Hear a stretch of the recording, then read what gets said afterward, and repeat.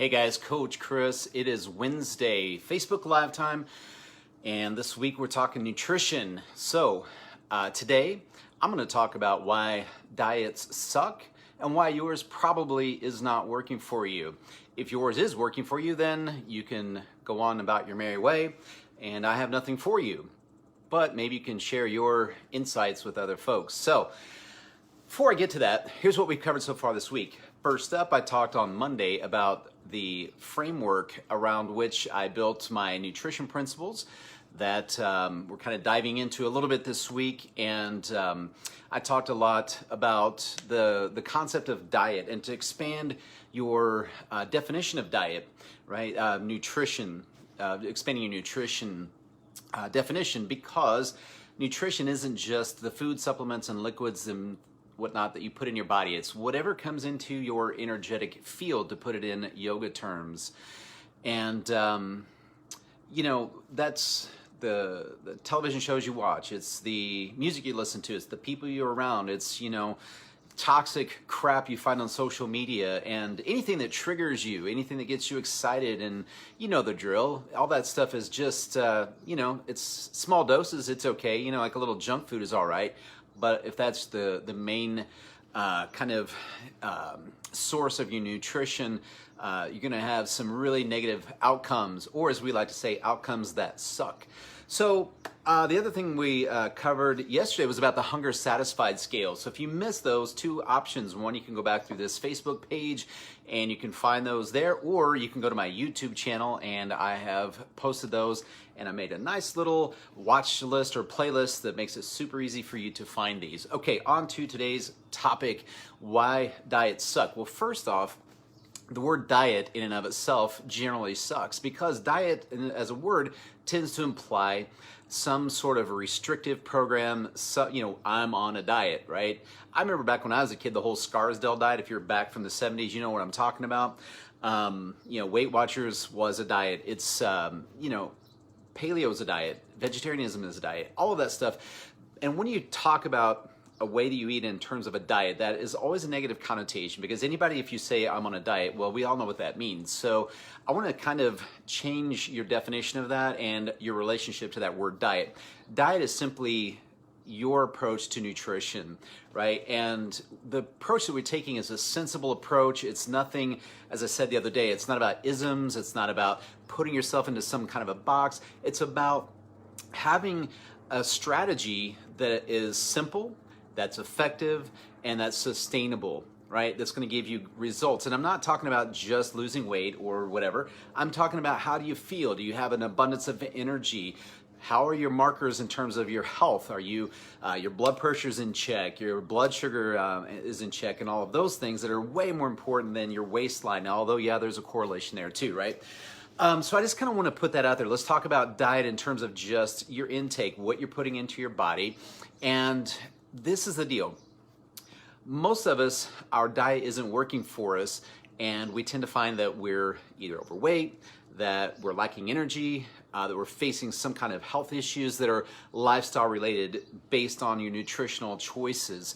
And a lot of that comes from just a lack of information. Strangely enough, we live in a time when we have more access to information and knowledge than any other time in history. We know that. But yet obesity is at an all-time record high, and it's becoming a pandemic. Honestly, I don't want to be controversial, but it's way worse than COVID. It's killing a whole lot more people. Big difference is you don't catch it, right? You choose to live a way that, obesity and early death. All that's not good, right? So what most of us, I find, is overeating. That's why the nutrition principle of the hunger satisfied scale is crucial, right? That's a huge correlation to health, energy, and weight. The other thing is about food choices, and this comes a lot of times from convenience. We're wanting to have something sent over via DoorDash. When the restaurants were open, we actually went out to eat at places. And also this idea of comfort, right? We want those comfort foods. And part of that is your brain chemistry, right? When you eat certain foods, sugar, fats, and so on, there's a place in your brain that lights up, and it's actually I know it sounds ridiculous, but it's the same centers in your brain that light up when you're doing drugs like cocaine and heroin, right? It's kind of that pleasure center of the brain. And so it activates that, and temporarily in a way you feel better. And consciously or not, there's this cycle then that we get caught up in. And that, again, is food that can be high in sugar. It can be food that's high in fats, especially the unhealthy, heart-healthy fats. And it's especially true with fast food, right? There's stuff in there that just gets you in this constant loop. And so we tend to just not really even have a strategy sometimes. It's super random. We just eat whatever we want, whenever we want, or we're following some ridiculous diet that's restrictive. And that stuff doesn't work, right? You're going to get either A, ill effects of health, right? Bad health effects from a bad choice of diets and having no plan and having no strategy. Or you're on this super restrictive thing that becomes, as I said the other day, compulsive, becomes your identity, and it becomes ridiculous. And that's not healthy for anybody, and it sure as heck is not fun. And so I just want to kind of touch a little bit on this today. If you want to have a diet, a nutrition approach that works for you, you have to have a plan. And so applying the principles that I'm sharing with you is a huge part of that plan. So, excuse me, guys. So I kind of want to leave you with just a couple of things, guys. Think about this until we meet tomorrow if you come back for another live with me. What is your strategy? What is your approach to nutrition and diet? When I say the word diet, what do you think? What energetic or what vibration comes over you when I say diet? What's your diet? And just think about how that has kind of a negative connotation, and think about how you can transfer that into a positive, right? Talking about your nutrition approach and talking about your diet from the standpoint of just things that you're consuming, and it's not a restrictive box that you're putting yourself in. So think about your relationship to the terms, think about your relationship to food and the approach that you take to your daily intake. And I kind of want to get back to this tomorrow, but I just want to kind of put that out there. And I think that's a big thing for today, guys. I don't want to harp on these topics for too long, and I like to keep these within about 10 minutes and kind of get the information out there, review it real quick, and then send us on our merry way. So later this week, I'm going to be talking about some Mythbuster stuff, right? I'm going to talk about a lot of common misconceptions, because this is a biggie when we talk about why your diet probably sucks and why it probably isn't working for you. It's a lot of myths around what we should eat. My God, when I was in college, it was all about carbohydrates. Back in the 90s, it was carbs. I was into endurance sports and ultra endurance cycling and all this stuff, and it was all about eating the carbs, get as many as you can. Well, is that fact or is that fiction? We weren't supposed to eat eggs forever, right? So is that fact or fiction? Butter, we hear it's bad, and then Newsweek says it's good. So what's the truth?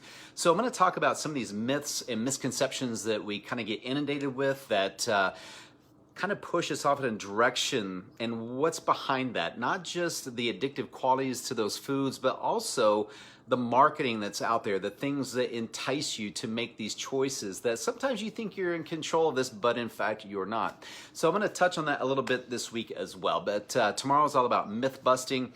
That's going to be Thursday, right? So then the next day is freaking Friday already. But on Friday, I'm going to share with you a little thing I got coming up that'll kick off next week, and it's going to be pretty cool, super cool. It's going to be something I've never offered in a big scope or to the mass group of my folks, so it'll be kind of cool. So come back Thursday and Friday. Again, if you don't have the chance to jump in, you can find those here on this page, my Facebook page, but I'm also posting them on my YouTube channel, and those are in a playlist, so you can find all those on there. So that's it for today, guys, and I'll be back here about 1 o'clock tomorrow. As always, get out there, you know the drill, get after it, and peace.